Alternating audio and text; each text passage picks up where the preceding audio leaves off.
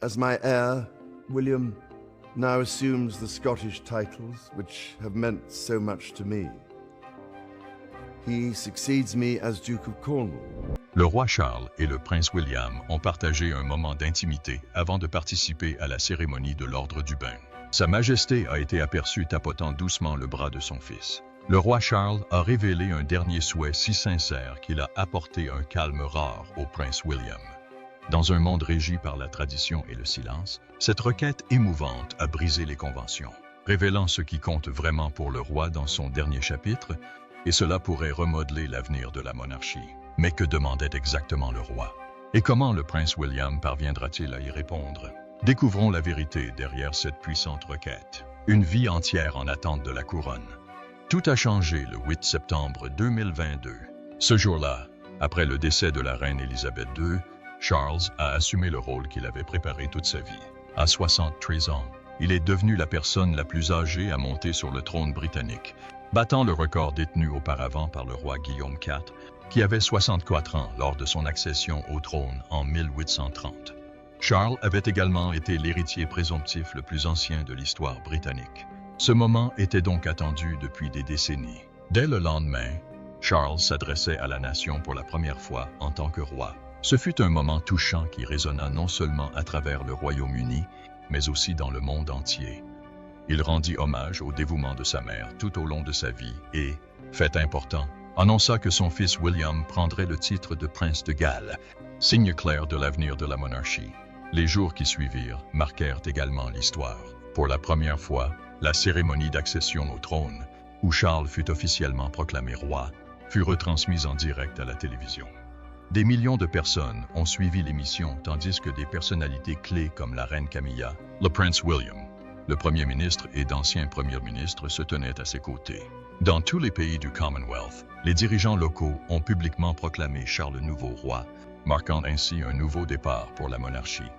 Dès le début, le roi Charles a clairement affiché sa volonté de gouverner différemment. En juillet 2023, il a pris une mesure audacieuse avec les bénéfices des parcs éoliens offshore britanniques. Au lieu de conserver la majeure partie de l'argent supplémentaire pour les dépenses royales, Charles a décidé d'en restituer la majeure partie au peuple.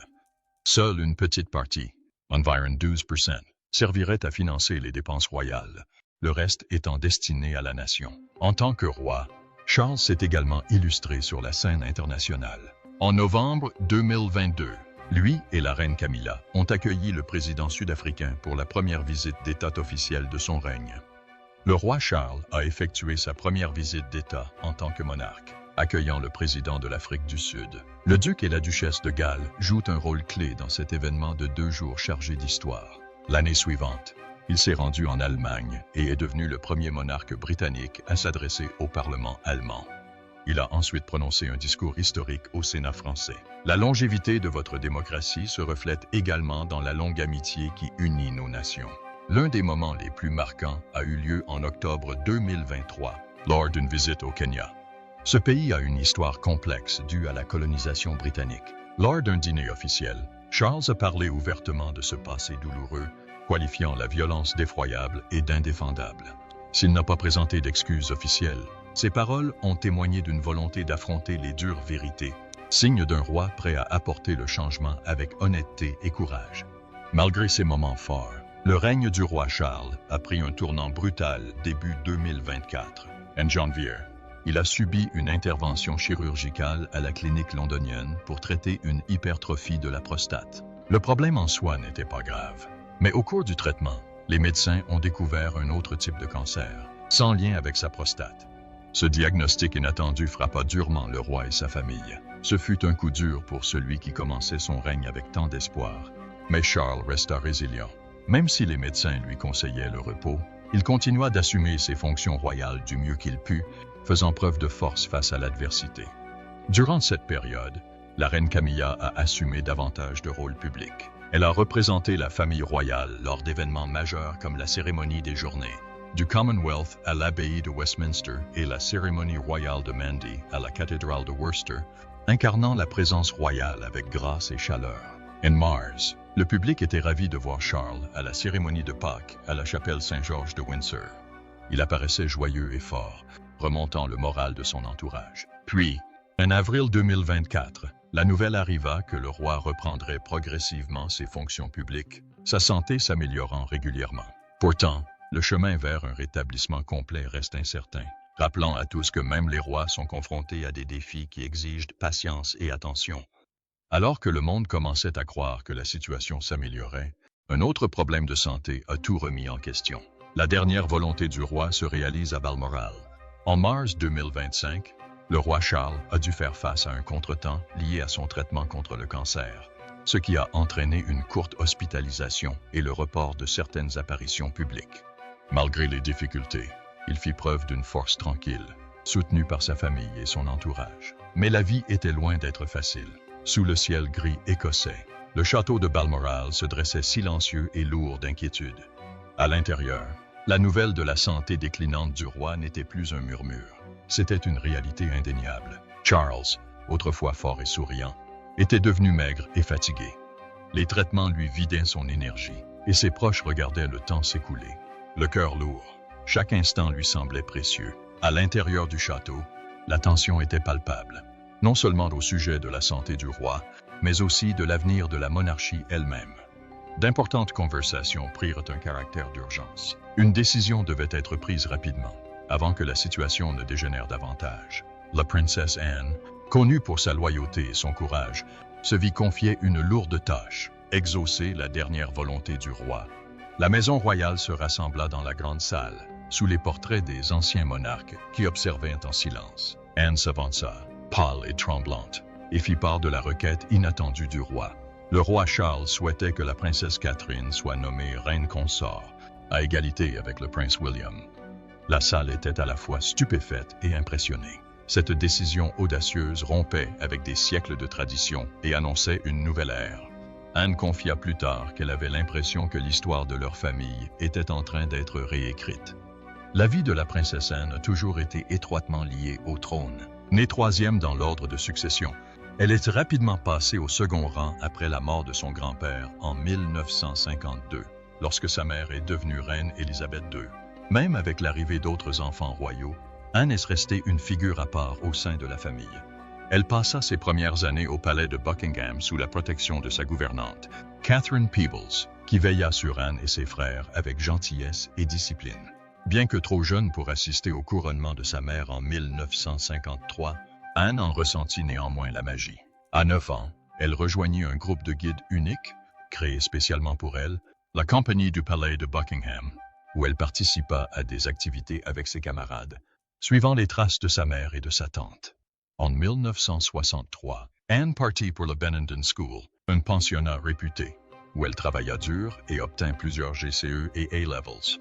En 1968, à seulement 18 ans, elle commença ses fonctions royales, assumant un rôle qu'elle remplit avec dévouement et grâce tout au long de sa vie. Cette loyauté de toujours faisait d'elle la personne idéale pour transmettre le dernier message historique de son père. Anne a toujours eu une passion profonde pour les chevaux. Elle ne montait pas seulement pour le plaisir, elle est devenue une cavalière exceptionnelle, participant à des événements majeurs dans le monde entier. En 1976, elle est entrée dans l'histoire en devenant la première membre de la famille royale britannique à participer aux Jeux olympiques. Auparavant, elle avait déjà remporté une médaille d'or au championnat d'Europe de concours complet de 1971 et 2 médailles d'argent en 1975. Son talent et son dévouement lui ont valu un respect général. Mais la vie d'Anne ne se résume pas au sport. Elle s'est consacrée à aider les autres, soutenant plus de 300 associations caritatives œuvrant dans les domaines de la santé, de l'éducation, du sport et du handicap. Depuis plus de 50 ans, elle est une fidèle mécène de Save the Children, voyageant et sensibilisant à des enjeux importants avec une détermination tranquille. Sa vie personnelle a été marquée par des hauts et des bas. En 1973, elle épousa le capitaine Mark Phillips et ils eurent 2 enfants, Peter et Zara. Anne devint plus tard grand-mère de 5 petits-enfants, qu'elle adore.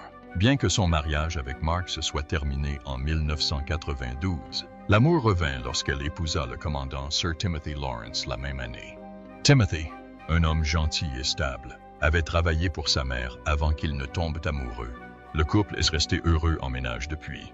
Le chagrin silencieux de la reine Camilla, lorsque la princesse Anne a fait part du dernier souhait du roi de nommer la princesse Catherine reine consorte aux côtés du prince William, la salle est tombée dans le silence. Tous les regards se tournèrent vers la reine Camilla. Pendant des années, Camilla avait travaillé dur pour gagner le respect de la nation. Autrefois controversée, elle devint une reine adorée, réputée pour sa présence calme et son doux sourire. Elle soutint le roi Charles contre vent et marée, sans jamais faiblir. Mais les paroles d'Anne la bouleversèrent profondément. Ses proches remarquèrent que son sang-froid habituel s'effaçait, que son regard, habituellement fixe, s'assombrissait de tristesse. Cette décision ne visait pas seulement à rompre avec la tradition, elle touchait au cœur même de ce qu'elle avait sacrifié en silence pendant des années. Camilla avait été une partenaire fidèle, une source constante de réconfort pour le roi et sa famille. Son avenir semblait désormais incertain. Plus tard dans la soirée, loin des regards du public, Camilla se confia à une amie proche. Elle lui parla de la douleur qu'elle ressentait après des années passées à affronter rumeurs, gros titres et doutes personnels. Elle avait travaillé dur pour gagner la confiance d'une nation qui avait autrefois douté d'elle. L'idée que sa place au sein de la famille changeait discrètement était un choc inattendu. Pourtant, Camilla n'était pas étrangère aux difficultés. Elle avait déjà traversé des épreuves et s'en était toujours sortie. Cette nuit-là, elle écrivit une lettre à elle-même, reconnaissant que le changement était inévitable. La famille royale devait évoluer avec son temps. Pourtant, elle regrettait l'avenir qu'elle espérait et l'héritage qu'elle avait construit en silence. Ses paroles étaient sincères et pleines de grâce. Elle se promettait de continuer à avancer, de servir et de demeurer une lumière constante dans l'incertitude. Dans les jours qui suivirent, Camilla ne montra aucun signe de tristesse. Elle souriait quand on l'attendait, se tenait là où il le fallait et parlait avec gentillesse à ceux qui l'entouraient. Mais ceux qui la connaissaient bien voyaient la force tranquille dans son regard, celle d'une femme prête à affronter l'avenir. Partout au château de Balmoral, des regards silencieux s'échangeaient entre les membres de la famille et le personnel. Les anciens murs de pierre semblaient porter des siècles d'histoire royale, mais ils exprimaient désormais un poids différent, une tension sourde mêlée d'inquiétude. Certains membres de la famille s'éclipsèrent discrètement dans des recoins cachés du domaine, cherchant la paix au milieu du chagrin grandissant. Chacun était aux prises avec ses pensées intimes, tiraillé entre la fidélité aux traditions ancestrales et la peur de l'avenir. Dans un couloir faiblement éclairé, un membre du personnel aperçut la princesse Anne, seule, debout près d'une grande fenêtre. Elle contemplait les froides collines écossaises, cherchant le calme dans la beauté familière de ce pays qu'elle aimait. Pendant ce temps, ailleurs dans le château, un groupe de parents et de conseillers royaux se réunissait dans une pièce silencieuse. Leur conversation était sérieuse, chargée d'inquiétude. Les avocats parlaient à voix basse de l'impact de la dernière volonté du roi Charles. Ils ont averti que sa décision pourrait bouleverser des traditions royales séculaires, nécessitant une approbation rigoureuse et susceptible de remodeler le cœur de la monarchie. Pour beaucoup dans cette salle, le choix du roi était à la fois courageux et déchirant. Même dans ses derniers jours, il aspirait à laisser derrière lui une famille royale plus forte et plus moderne. En nommant la princesse Catherine à un rôle plus important, le roi plaçait ses espoirs pour l'avenir entre ses mains. Cette décision audacieuse promettait un nouveau départ, mais suscitait aussi une profonde émotion chez ceux qui observaient leur monde évoluer tranquillement. La princesse Anne, connue pour sa présence constante, ressentit le poids de ce moment plus que quiconque. Tout en soutenant le progrès, elle savait que le changement implique souvent des sacrifices personnels. Le souhait du roi ne se limitait pas au titre. Il s'agissait de redéfinir les valeurs de la monarchie. Alors que la journée touchait à sa fin et que le sombre ciel écossais s'installait sur Balmoral, le château se remplit de murmures annonçant le changement, de larmes silencieuses et d'un avenir qui semblait soudain très proche. Au sein de la famille royale, la princesse Anne a longtemps été la force motrice qui maintient les choses en place. Lorsque la nouvelle concernant le roi Charles éclata, l'atmosphère à Balmoral bascula vers l'inquiétude et l'incertitude. Pourtant, malgré tout cela, Anne est restée calme, la colonne vertébrale dont la famille avait le plus besoin. Dès l'âge de 18 ans, elle a assumé plus de responsabilités officielles que tout autre membre de la famille royale, préférant se concentrer sur son travail plutôt que sur les projecteurs ou les drames du palais. Tandis que d'autres évitaient les moments difficiles ou couraient après la gloire, Anne s'est forgée une réputation de personne fiable. Elle exprimait son opinion et suivait sa propre voie, alliant respect des traditions royales et liberté personnelle. Il y a des années, elle fit le choix audacieux de ne pas donner de titres royaux à ses enfants, estimant que la famille comptait plus que les titres officiels. Cela démontrait combien elle privilégiait l'amour plutôt que la cérémonie. Malgré sa notoriété, Anne a su garder les pieds sur terre. On l'a souvent vue réparer les clôtures de sa ferme ou se rendre elle-même à des événements, des gestes simples qui révèlent son esprit d'indépendance. Contrairement à de nombreux membres de la famille royale, Anne se coiffe et se maquille elle-même pour les grandes occasions, signe discrètement et révélateur de son autonomie. Au fil du temps, on a cessé d'attendre d'elle du glamour et on a commencé à admirer sa force tranquille. Elle n'a jamais cherché à attirer l'attention, mais a discrètement soutenu d'innombrables associations caritatives, notamment celles qui viennent en aide aux enfants et aux personnes handicapées. Son engagement auprès d'organisations comme la Wet Wheels Foundation témoigne de son profond engagement. Son style reflète sa personnalité. Anne privilégie les vêtements intemporels, les vestes en tweed, les tailleurs sur mesure et les tenues qu'elle porte depuis des années. Elle a même porté la même robe fleurie à 2 mariages à des décennies d'intervalle, prouvant ainsi qu'elle privilégie le sens aux tendances. Pratique, attentionnée et discrètement rebelle, l'amour d'Anne pour les chevaux et la campagne transparaît dans tout ce qu'elle fait. Chaussures confortables, vestes imperméables et bijoux simples sont sa signature. Pourtant, elle y ajoute toujours une touche de grâce, comme une broche spéciale ou un chapeau discret, rendant hommage aux traditions qui lui sont chères. Après l'annonce du roi, Anne réunit ses conseillers. Elle parla clairement de respecter le passé, tout en envisageant l'avenir avec ouverture d'esprit. Elle rappela à tous que l'histoire est riche d'enseignements, mais que l'avenir ne peut être ignoré. Les anciennes méthodes doivent parfois céder la place au changement, et Anne était prête à contribuer à ce changement. Pourquoi le roi Charles a choisi cette voie? Dans le monde de la royauté, chaque décision a un poids bien au-delà de ce que les étrangers pourraient imaginer. Il ne s'agit pas seulement de règles ou de traditions. Il s'agit d'histoire, de famille et de l'avenir d'une institution vieille de plusieurs siècles. Ainsi, lorsque le roi Charles fit une dernière requête surprenante, on s'interrogea partout sur les raisons de cette décision. Un roi connu pour sa fidélité aux anciennes coutumes choisit soudain une nouvelle direction audacieuse. Qu'est-ce qui se cachait derrière ce choix inattendu? Pendant des années, le roi Charles avait scrupuleusement respecté les traditions royales, respectant les coutumes transmises de génération en génération. Pourtant, sous la surface, certains croyaient qu'il ne craignait pas de perdre le pouvoir. Ce qui le préoccupait vraiment était plus vaste. La crainte que la monarchie ne devienne obsolète et déconnectée du peuple qu'elle était censée servir.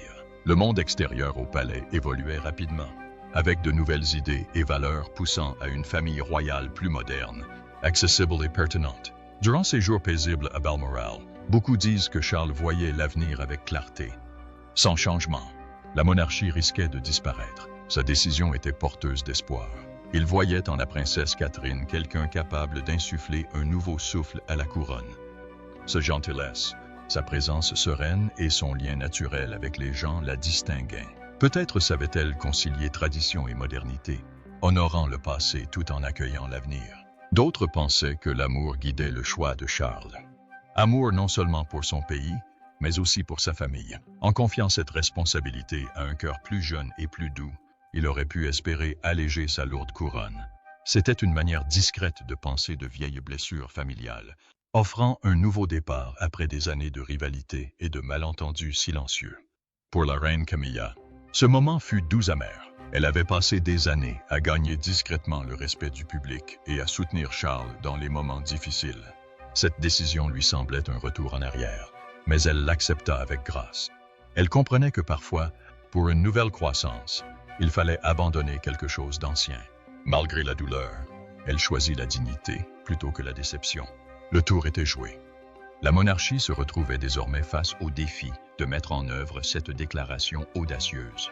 Alors que le soleil se levait sur les îles britanniques, ce n'était pas seulement le début d'une nouvelle journée. C'était comme le début d'un nouveau chapitre pour la famille royale, façonné par le souhait inattendu du roi Charles. Dans les somptueux halls de Balmoral et du palais de Buckingham, des discussions sérieuses régnaient. Tristesse, confusion et lourdes décisions à prendre régnaient. La princesse Anne, réputée pour sa force inébranlable, se retrouva au cœur de tout cela. Elle passa de longues heures à discuter avec des conseillers, des avocats et des membres de sa famille, essayant de concilier le respect de la tradition et les exigences de l'avenir. Le chemin à parcourir était semé d'embûches. Chaque décision laisserait une trace dans l'histoire royale. Et le poids de cette empreinte se faisait sentir sur tous les acteurs concernés. À l'extérieur du palais, les spectateurs observaient et attendaient. Nombreux étaient ceux qui évoquaient l'effet Kate, la chaleur, la gentillesse et la grâce naturelle dont la princesse Catherine faisait preuve en toute occasion. Au fil des ans, elle avait gagné l'affection du public. Désormais, avec la bénédiction du roi Charles, son tour était venu de prendre la relève et de contribuer à façonner une famille royale plus moderne. Le prince William se tenait discrètement à ses côtés, se préparant aux responsabilités qui l'attendaient. Il comprenait l'importance d'honorer l'histoire de la monarchie tout en la rendant plus ouverte et plus proche du peuple. Ensemble, William et Catherine promirent de guider la famille royale vers l'avenir, avec un cœur tendre, un esprit plein d'espoir et la conviction que le changement pouvait être une belle chose. Ce fut le début d'un voyage délicat, rempli d'espoir et d'inquiétude. Mais aux premières heures du matin, tandis que la douce lumière du soleil caressait les murs du château, un courage tranquille flottait dans l'air. Même dans les moments de deuil et d'incertitude, l'amour, la bonté et la ténacité ont eu le pouvoir de montrer la voie. Et alors que le monde retenait son souffle, la suite allait définir non seulement un adieu, mais un héritage, l'héritage du roi Charles. Au château de Balmoral, sous les lumières vacillantes des longs couloirs silencieux, une histoire mêlant tristesse et espoir se dévoilait. La santé du roi Charles déclinait, et ses dernières volontés suscitèrent de profondes émotions et un changement profond. Pour la princesse Anne et la reine Camilla, ce fut une période de cœur lourd et de lourdes responsabilités. Ils portaient le poids de la perte et de l'avenir, s'accrochant à l'héritage d'un roi qui avait osé choisir une nouvelle voie pour la monarchie. L'un de leurs visages exprimait une force tranquille, l'autre une douce tristesse. Tous deux comprenaient que le chemin à parcourir serait difficile, ancré dans des traditions ancestrales, mais nécessitant un espace pour la nouveauté. Les derniers instants du roi Charles comptaient bien au-delà de sa famille proche. Son règne resterait dans les mémoires non seulement pour la couronne qu'il portait, mais aussi pour les choix audacieux qu'il fit avant de lui dire adieu. La famille royale se trouvait alors à la croisée des chemins. On leur a demandé d'honorer un passé façonné par les siècles, tout en s'engageant dans un monde en pleine mutation. Lorsque les premières lueurs du matin ont touché les collines vallonnées d'Écosse, ce fut plus qu'un nouveau jour. Un nouveau chapitre s'ouvrit pour la monarchie.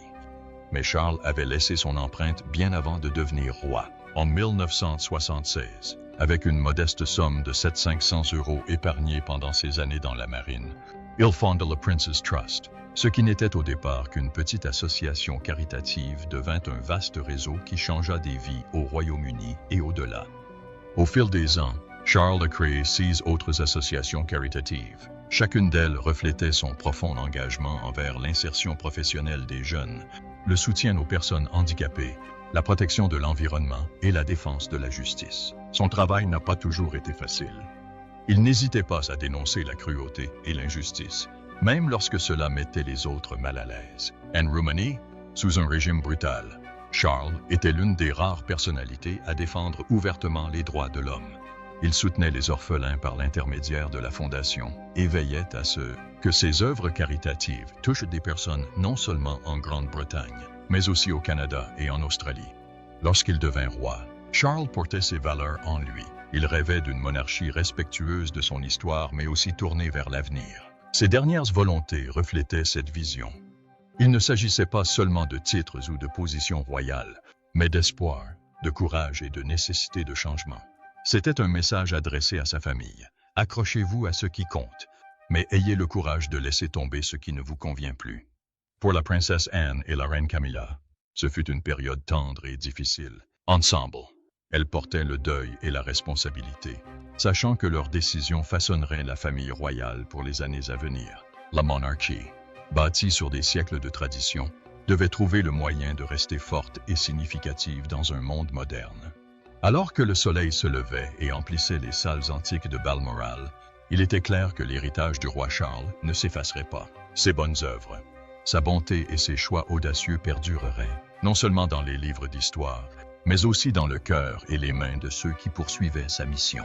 C'était un moment de deuil, certes, mais aussi un moment pour regarder vers l'avenir avec un espoir serein. Alors que la famille royale entre dans cette nouvelle ère, l'équilibre entre tradition et changement n'a jamais été aussi fragile. L'héritage du roi Charles met au défi ceux qui lui succèdent d'honorer le passé tout en osant façonner l'avenir. Comment le prince William parviendra-t-il à gérer la couronne en ces temps incertains? Quel avenir réservez-vous à la monarchie? Selon vous, partagez votre avis dans les commentaires ci-dessous.